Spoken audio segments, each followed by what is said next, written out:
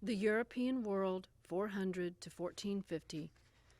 Chapter 1, Believers and Barbarians, the End of the Roman Empire. In the 4th century CE, the Roman Empire was beginning to collapse, although most Romans, including a young man named Augustine and his family, didn't yet realize it. Augustine lived from 354 to 430 CE, in a time when the world around him changed dramatically. Augustine was born in Rome's North Africa province, where his family was well known and important. Augustine's father accepted the traditional Roman gods, many of them adopted from the Greeks. His mother, however, was a Christian who urged Augustine to worship the one God of the Jews and the Christians. The split beliefs in Augustine's home mirrored the growing division between traditional believers and Christians throughout the empire. This division would define the world that took shape after Rome fell. Like other Roman boys of his class, Augustine learned Latin and Greek and read stories of the ancient gods, goddesses, and heroes. His parents expected that he would one day hold a position in the Roman imperial government. So when he was in his teens, they sent him to North African city of Carthage to learn about literature, geometry, philosophy, and rhetoric, the art of making convincing arguments. Augustine would also have studied Rome's history. At its origin, centuries before Augustine's birth, the Roman state controlled only the city of Rome and the surrounding countryside. Over time, it conquered parts of Europe, North Africa, and Western Asia. At the height of the empire, the Romans ruled a vast territory and many peoples, including Celts in Britain, France, and Spain, Berbers and Egyptians in North Africa, Germanic tribes in what is now Germany, the Greeks, Syrians, Jews, Arabs on eastern Mediterranean shores. By Augustine's time, the empire was like a huge donut with the Mediterranean Sea in its whole. From east to west, it extended 3,000 miles, approximately the distance between New York City and San Francisco. Rome couldn't defend its long border from all its invaders, and within the empire, rebellions made politics so stormy that many emperors were murdered. Economic and social conditions worsened because the Roman economy relied on slaves to grow food and make goods. When the empire stopped expanding, its supply of slaves diminished and Rome's prosperity shrank. Its great public works, such as roads, bathhouses, and aqueducts carrying fresh water to cities, suffered from neglect. But perhaps Rome's greatest weakness was in its army. The army was no longer made up of Roman citizens, as in the old days. Instead, its ranks were filled with foreigners who didn't know much about Rome's laws, customs, and way of life. Some did not even speak Latin, the language of Rome. Generals recruited soldiers from tribes on the borders of the empire, promising them pay and even land in exchange for fighting. These foreign soldiers were loyal only for pay. The young Augustine observed these matters from a distance. He was away from home, studying and enjoying himself like a typical upper-class Roman teenager. When he was 18, he took a mistress, with whom he had a son. Ambitious to play a major role in Roman politics, Augustine moved to Milan, Italy. After becoming engaged to a wealthy young woman of his own class, he set aside his mistress and their son. While in Milan, however, Augustine did something else, something that would have a lasting effect on him. He heard the sermons of Ambrose, a powerful Christian bishop. Ambrose, who was known as the honey-tongued doctor for his persuasive preaching, excommunicated the Roman Emperor Theodosius for having massacred the population of Thessalonica, an ancient city in Macedonia. "You, thus Theodosius, have a tremendous zeal for the Christian faith, but you have also an exceedingly violent temper. I did repeatedly denounce it, the massacre, at court as an atrocity. I advise you to repent." Christianity was causing turmoil in the Roman Empire. It had been spreading since the 1st century CE, when the original followers of Jesus spoke in markets and public places, encouraging people to become Christians. Soon believers were meeting in small congregations led by Christian clergy. As the religion spread, so did official concern and suspicion. Roman authorities feared that Christianity could be politically dangerous, causing uprisings against the empire. They particularly feared the growing popularity of Christianity among groups who were likely to rebel: the poor in the cities, slaves, and even soldiers. In the early 4th century, one emperor tried to end the threat by ordering the seizure of Christian books and the execution of Christians who would not give up their faith. Some Christians obeyed, turning over their books and renouncing their religion. Others, though, became martyrs, believers who suffered torture and death for their faith. Such punishments probably strengthened Christianity by impressing the crowds with the force of the martyrs' beliefs. But the real boost to Christianity came when an emperor named Constantine converted to the faith. Constantine's father was the junior emperor in charge of the empire's westernmost provinces. His mother was a Christian who went to Jerusalem and supposedly discovered the site of Jesus' tomb. To make sure that Constantine's father remained loyal, the senior emperor kept Constantine as a hostage in his eastern court. After his father's death, Constantine escaped, traveling on horses stationed at post stops to carry mail to the west. Terrified of being followed, Constantine crippled each horse by cutting its leg tendons after he arrived at a new post. Once in the west, he raised an army to fight the other rivals to his father's throne. In 312, on the eve of a battle that would make him ruler of the whole empire, Constantine dreamed he heard the words, "In hoc vinci," "In this sign you will conquer." The next day, he saw the sign, a circle with a cross in it in the heavens.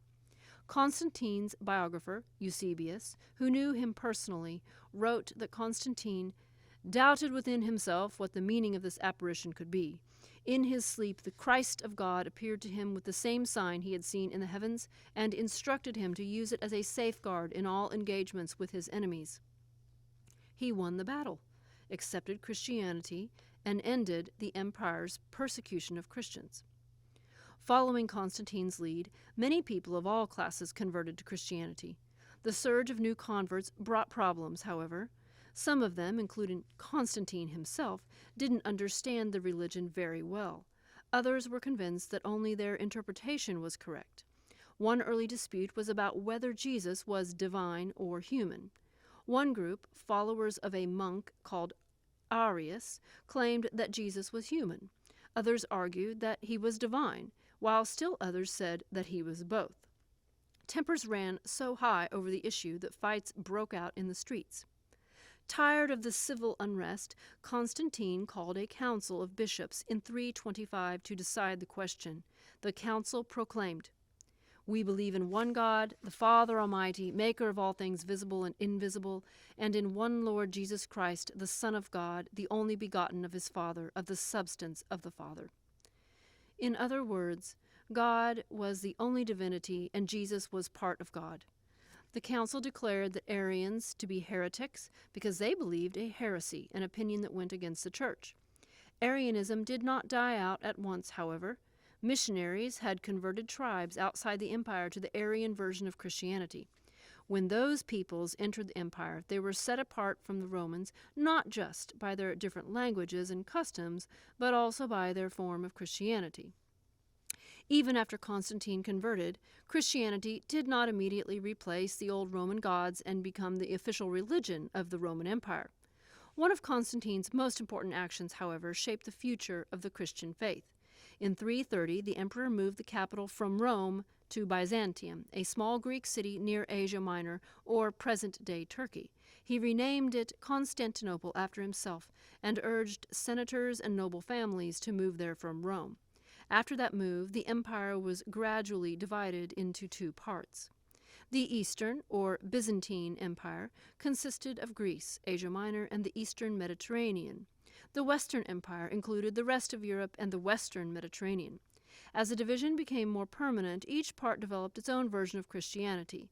Eventually, these would become the Orthodox Christianity in the East and Roman Catholicism in the West. At first, Christianity spread more rapidly in the Eastern Empire than in the Western. Still, many Western Romans were drawn to the faith by eloquent speakers such as Ambrose, the bishop who preached to Augustine in Milan. Ambrose's powers of persuasion came through in such letters as this: "The Church's foundation is unshakable and firm against assaults of the raging sea. Waves lash at the Church, but do not shatter it. Although the elements of this world constantly beat upon the Church with crashing sounds, the Church possesses the safest harbor of salvation for all in distress." Deeply moved by Ambrose's sermons, Augustine felt increasingly guilty about his life of sensual pleasure and his political ambition. Torn between the traditional belief in the Roman gods and the Christian faith of his mother and Bishop Ambrose, he was confused. In his autobiography, Confessions, Augustine described how one day, while weeping in his garden, he heard a child's voice say, "Take it and read." He opened the New Testament to this passage.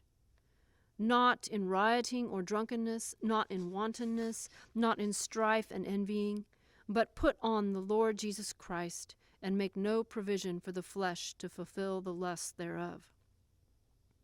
As I finished the sentence, as though the light of peace had been poured into my heart and all the shadows of doubt dispersed, Augustine wrote later in Confessions. He went into his house and told his mother, who was overjoyed. His decision was made.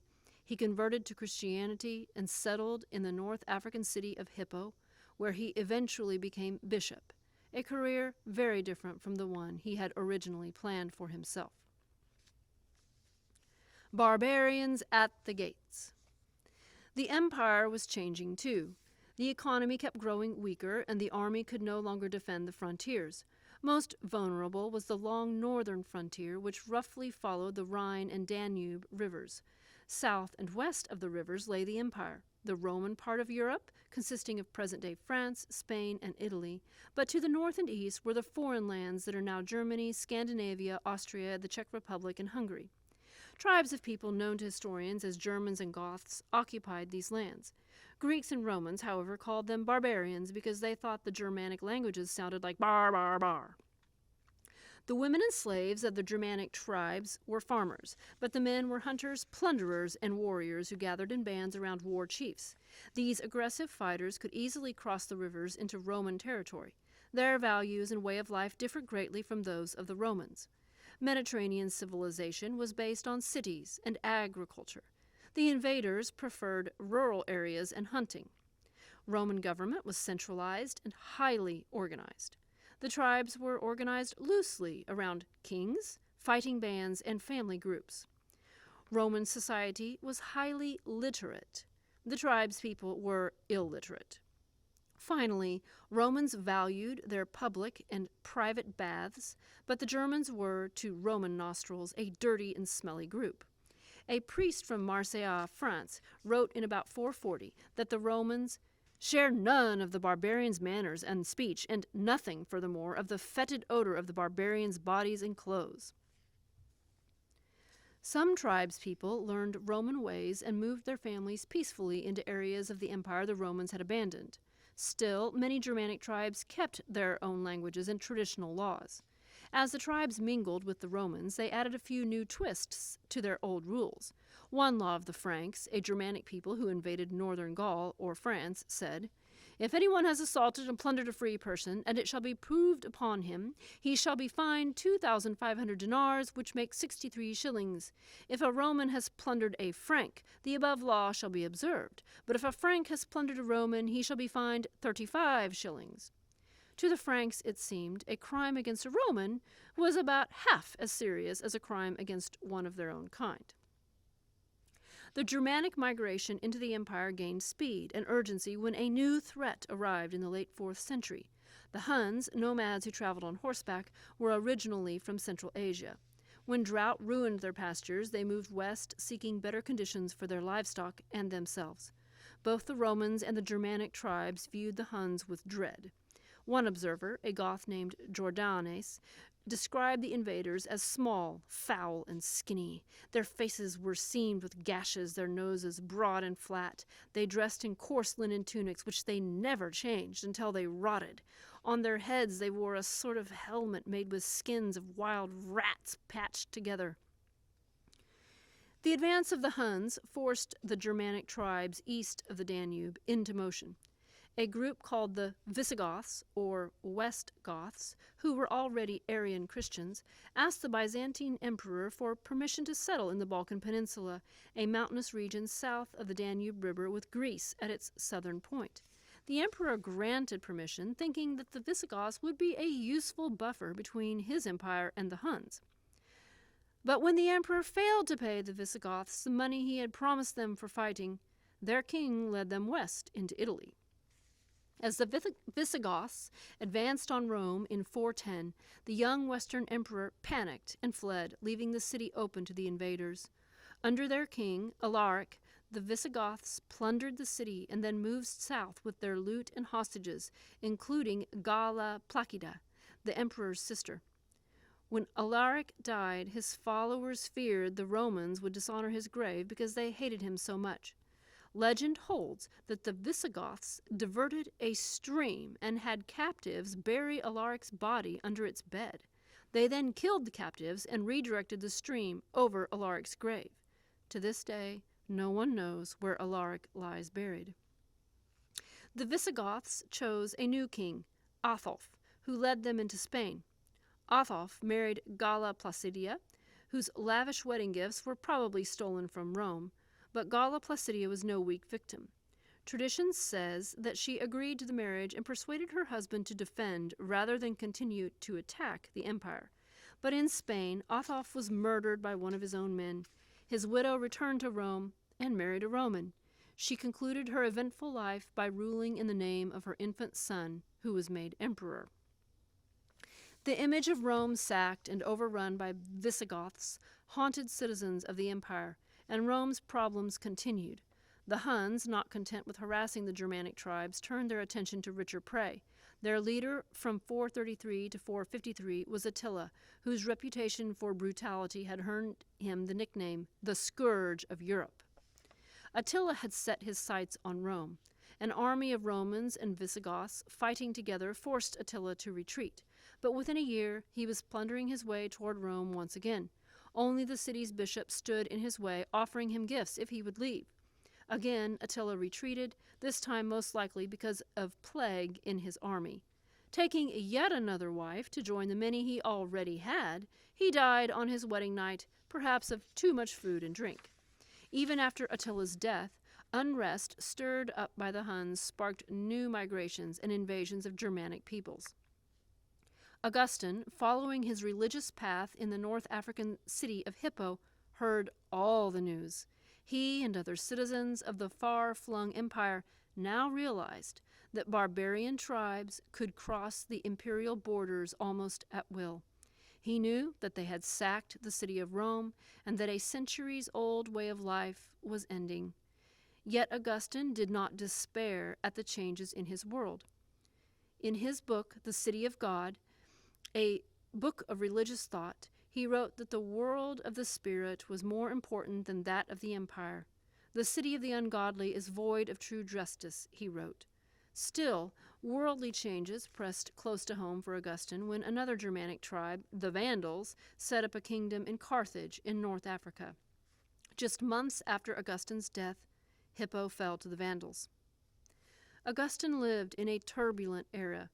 People had to struggle with conflicting beliefs, adjust to different forms of government, learn new languages, and cope with violence. The turmoil came from clashes among three cultures: Roman, Christian, and Barbarian. These three cultures had shaped Augustine's world, and they would shape the next era of European civilization, the Middle Ages. Latin, the language of learning, came from Roman culture. Rome's legacy also lived on in many of the laws and government structures that emerged in the medieval period. The physical remains of Rome, walls, roads, bridges, aqueducts, stadiums, temples, and even some private homes, not only dotted the landscape of Europe, but in some cases remain in use throughout the Middle Ages. To this Roman base, Christianity brought new spiritual values and a unifying religion. It inspired medieval art, literature, and architecture. Just as the child Augustine had heard tales of the ancient gods and heroes, children of the Middle Ages heard stories of the Christian martyrs and saints, including Augustine, who was made a saint of the Roman Catholic Church. And Germanic languages, laws, and customs blended with Roman ones as the Germans and Romans merged to form the new population of Europe.